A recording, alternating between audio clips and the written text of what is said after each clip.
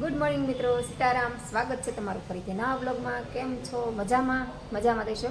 તો આપણે નાહી ધોઈને સરસ મજાના તૈયાર થઈ ગયા અને કામ તો ડેલી જેમ અડધું પતી ગયું છે અને અડધું બાકી છે અને રસોઈ મૂકી દીધી છે. દાળ ભાત મૂક્યા છે, હજી જો આમાં ભાત થાય છે, ભાત મૂક્યા છે હજી. અને મારા ઓમભાઈને નાસ્તો બાકી છે, મેહુલ અને દાદી નાસ્તો કરીને લઈ ગયા અને અત્યારે 11:15 થઈ ગયા છે. તો 11:15 લોક સ્ટાર્ટ કરું છું અને મારા ઓમભાઈ જો જાગીને બેસી ગયા છે. અને જો એની પથારી જ બાકી છે, બ્લેન્કેટ ને બાકી બધું કમ્પ્લીટ કરી નાખ્યું છે. પોતાને એવું બધું મારી દીધું, અહીંયા એક પોતા બાકી રહી ગયા છે. ઓમભાઈ મારી દેશે પોતા. એટલે પહેલાં રસોઈ કરી નાખું, કેમ કે 11:15 થઈ ગયા છે તો રસોઈ બનાવી નાખીએ. પહેલાં દાળ ભાત આપણા બની તૈયાર થઈ ગયા અને અત્યારે બનાવું છું ગુવારનું શાક. તો આમ તમારા ઘરે દાળ ભાત હોય તો શાક રોટલી ન હોય, પણ આજ મેં ગુવારનું શાક ને એવું બનાવી નાખું. અને હારે ખાઈ છે ભાખરી. ઓમભાઈ કે ભાખરી લોટ પણ બને. અને અત્યારે મજા સફેદ કબૂતર આવી ગયું. ભાખરી બનાવતી એટલે શાક બનાવતી હતી ને તો જોયું ને તો કબૂતર આવ્યું. તો મેં કીધું ચાલો આને પણ આપણે વિડીયો લઈ લઈ. છે ને મસ્તનું વ્હાઈટ એકદમ કબૂતર, મને બહુ ગમે વ્હાઈટ કબૂતર. અને આ કબૂતર તો મારા ઘરે રોજ હોય જ તે ડેરી. અને પગલું કાલે જોયા હતા સરખા ઉકાળા નહોતા, તપવા પાછા નાખ્યા બીજી વાર.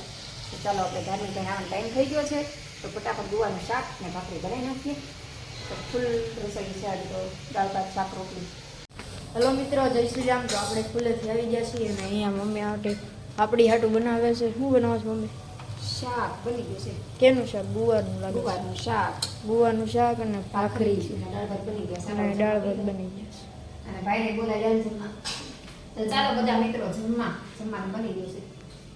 તો જો મમ્મી જમવાનું તૈયાર કર્યું છે અને અહીંયા આપણો ભાઈ જો ફોન જોવે છે. તો હાલો હવે જમવાનું બની ગયું છે એટલે આપણે જમી લઈએ. હાલો તમે બધા પણ જમવા. શિયાળાનું વાતાવરણ એવું મસ્ત ઠંડુ હોય ને તમે બપોર ગુતા જ રહી મન ન થાય. અને નિંદારી મસ્ત આવી ગઈ તો હું ભૂઈ કરી તો ત્યાં જાગી. અને ધમુભાઈ જો રોજ યુનિફોર્મ આમ નાખીને વયા જાય તો પછી ધોવાનું અત્યારે ધોવાનું પછી જે સવારે સુકાય, કેમ કે વાતાવરણ ઠંડુ હોય એટલે સુકાય નહીં. અને અત્યારે તડકો નથી, જો વાદળા જેવું થઈ ગયું છે અને થોડુંક ગરમી જેવું છે અત્યારે. તો હું જાગી ગઈ, નકર હું 4:30-5 જાગું છું. અને આજ છે ને સુખડી બનાવી છે, કેમ કે શિયાળો છે એટલે કંઈકનું કંઈક આવું ખાય ને તો છોકરા સારું. તો અત્યારે શિયાળામાં છે ને નાસ્તામાં સુખડી ને અડદિયું ને એવું બધું હોય તો બીજું કંઈ નથી બનાવ્યું, પણ મેં કીધું છે ને સુખડી બનાવી નાખું. પછી શું કે ઓલું ખજૂર પાક બનાવશું ને એવું મંગાવ્યું છે, પણ કે 2-3 દિવસથી મંગાવું પણ ભૂલી ગઈ છે. પણ ત્યાં સુધી સુખડી બનાવી નાખું, સુખડી ખવાઈ ગઈ. તો તમે શિયાળામાં કઈ કઈ વસ્તુ બનાવો છો અને બાળકોને ખવડાવો છો મને કમેન્ટ કરીને જણાવજો. સુખડી બનાવવા માટે આપણે જો ઘી ગરમ મૂકી દીધું છે, અહીંયા ઘી મૂકી દીધું છે અને ઘઉંનો લોટ ચાળી લીધો છે. આ છે ને જાડો લોટ લીધો છે તો એટલો ચાળી લીધો. ના ઘી ગરમ થઈ જાય ને પછી આપણે આમાં નાખી દઈશું. અને હું ઘી આવડી જાય છે. સુખડી કઈ રીતે બનાવું? પહેલાં લોટ શેકી નાખું અને લોટ શેકાઈ જાય ને એટલે પછી અંદર ગોળ નાખી દઉં. એ રીતે મારી મમ્મીએ શીખવાડ્યું છે. તમે કઈ રીતે સુખડી બનાવો? અમારા ઓમભાઈ જો આજ વહેલા આવી ગયા છે ને આપણે જો સુખડી બનાવીશ તો લોટ શેકાઈ ગયો છે સરસ મજાનો. હવે છે ને એમાં ગોળ નાખવાનો છે. તો આટલી જ સુખડી બનાવી છે. ગોળ છે ને પૂરો થઈ ગયો હતો, મને કે ગોળ ઝાઝો છે તો મેં જો ઝાઝો લોટ સાળ્યો હતો. આટલી બધી બનાવ નથી પણ પછી બનાવી એટલી જ તે. ગોળ આ બધા રોજ ખાય તો મારે કાંઈ ગોળ ખાવાના આવે ને હમણાં કીધો દઈએ આ બધા ખાઈ ગયા તો ખબર નહીં. બસ મેં કાંઈ હલાવું થોડી બનાવી નાખીએ. તો લોટ આપણો સરસ મજાનો જો આ રીતે આપણે શેકીએ અને લોટ સરસ શેકાઈ જાય ને ઘીમાં પછી આપણે આમાં ગોળ એડ કરી દઈએ. તો જો આપણે લોટ તો સરસ શેકાઈ ગયો, સુગંધી સરસ આવવા મળીશ. તો પછી આમાં ગોળ મિક્સ કરી દઈએ. બહુ ઝાઝો નથી કરતી કેમ કે આમાં બહુ ગળું ન ખાય, મીડિયમ ગળું ખાઈ. મોળું હોય તો હાલે પણ ગળું ન હાલે.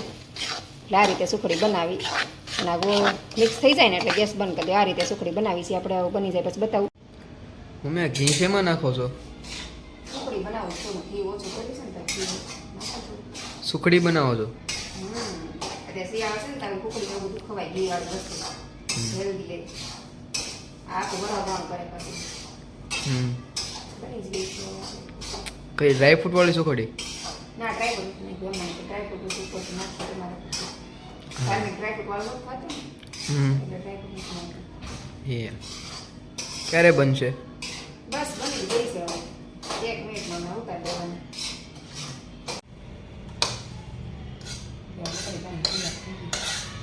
તૈયાર થઈ ગઈ સુખડી? ધીમા ગેસે બને એટલે વાર લાગે. ધીમા ગેસે બને તો સરખો મસ્ત દેખાય બને સરસ એકદમ પહોંચી. હવે શું કરવાનું?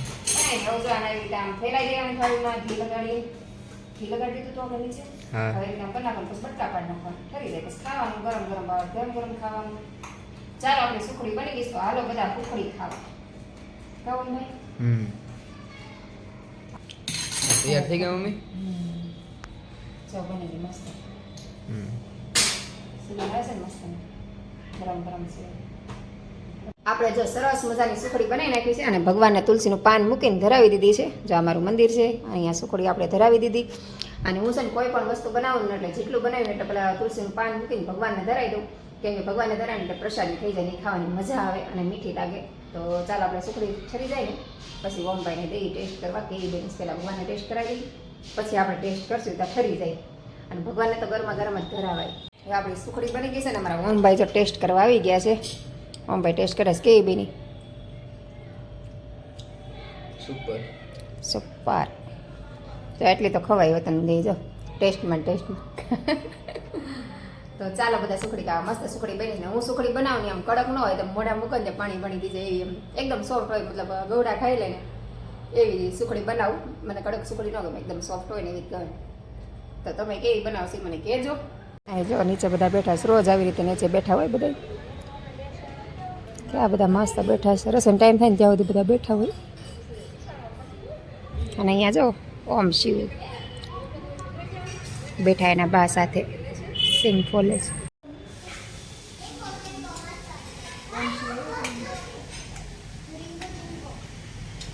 કોણ છે?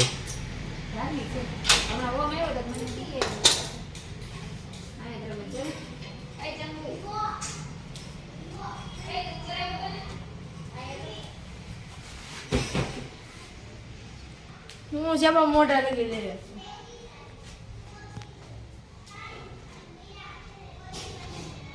હું છે ભાઈ આ કે ના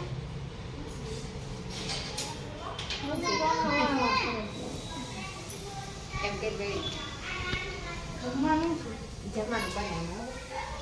મારા 8 વાગે જોયું.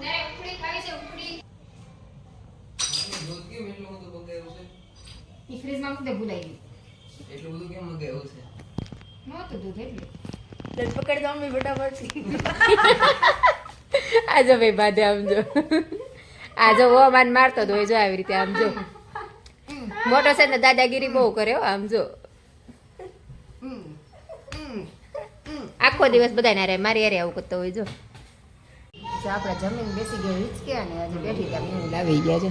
ઓમભાઈ ગેટ ખોલવા ગયા છે અને મેહુલ અત્યારે ઠેટાવ્યા આમ જમી લીધું પછી આવું શાકભાજી લઈ આવ્યા. મેહુલ આવી ગયા. મેહુલ જો શું લેવા જોઈએ આપણે જો આ વસ્તુ ખજૂર લાવ્યા છે. આ ખજૂર પાક બનાવવા માટે કીધું તો એટલે. અને બીજું લાવ્યા શાક લાવ્યા ભીંડો